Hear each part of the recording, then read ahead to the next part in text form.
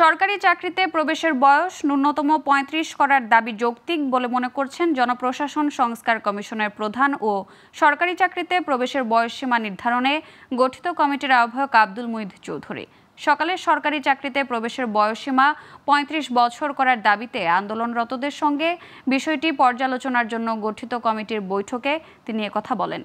এ সময় আন্দোলনের সমন্বয়কারী রাসেল আল মাহমুদ বলেন, সরকারি চাকরিতে প্রবেশের বয়সসীমা ৩৫ করার আশ্বাস দিয়েছেন কমিটির আহ্বায়ক। বিস্তারিত জানাচ্ছেন শাহরিয়ার বাথন। সরকারি চাকরিতে প্রবেশের বয়সসীমা নির্ধারণে জনপ্রশাসন সংস্কার কমিশনের প্রধান আব্দুল মুইদ চৌধুরীকে আহ্বায়ক করে কমিটি গঠন করেছে অন্তর্বর্তীকালীন সরকার। এই কমিটি আগামী ৭ দিনের মধ্যে সরকারকে চাকরির বয়সসীমা নিয়ে পরামর্শ দেবে।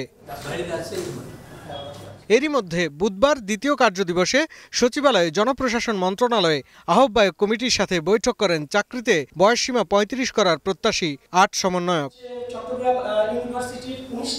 বৈঠক শেষে সমন্বয়করা বলেন, সরকারি চাকরিতে প্রবেশের বয়সসীমা ৩৫-এর দাবিতে বাস্তবসম্মত সমাধানের আশ্বাস দিয়েছেন কমিটির আহ্বায়ক। স্যার আমাদের সাথে যে যতটুকু কথা হয়েছে আন্তরিকভাবে উনি বলেছেন যে বৈষম্যহীন বাংলাদেশ গড়ার ক্ষেত্রে যৌক্তিক দাবি নিয়ে তোমরা এসেছো, আমরা অবশ্যই একটি সুন্দর বাস্তবসম্মত একটি সমাধান দিব।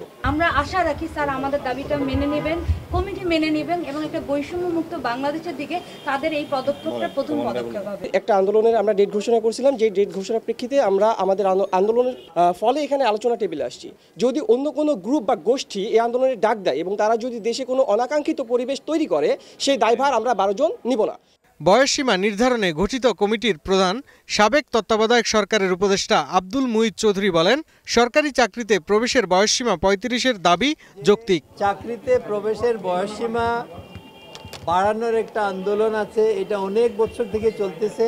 তাদের যে বক্তব্যটা যে বয়স বৃদ্ধি করার যৌক্তিকতা আছে, এই বিষয়ে কোনো সন্দেহ নেই। এখন কতটুকু করা যে যা যৌক্তিক সেটা আমরা আবার সার্বিক পরিস্থিতির আলোকে চিন্তা করব, করে ফাইনালি আমরা চূড়ান্ত করলে তখন আবার আমরা বলতে পারবো যে এটা আমরা করেছি। তবে বয়সসীমা কত নির্ধারণ করা হবে সেটি আরও পর্যালোচনার পর জানানো হবে বলেও জানান তিনি। শাহরিয়ার বাঁধন, গ্লোবাল টেলিভিশন, ঢাকা।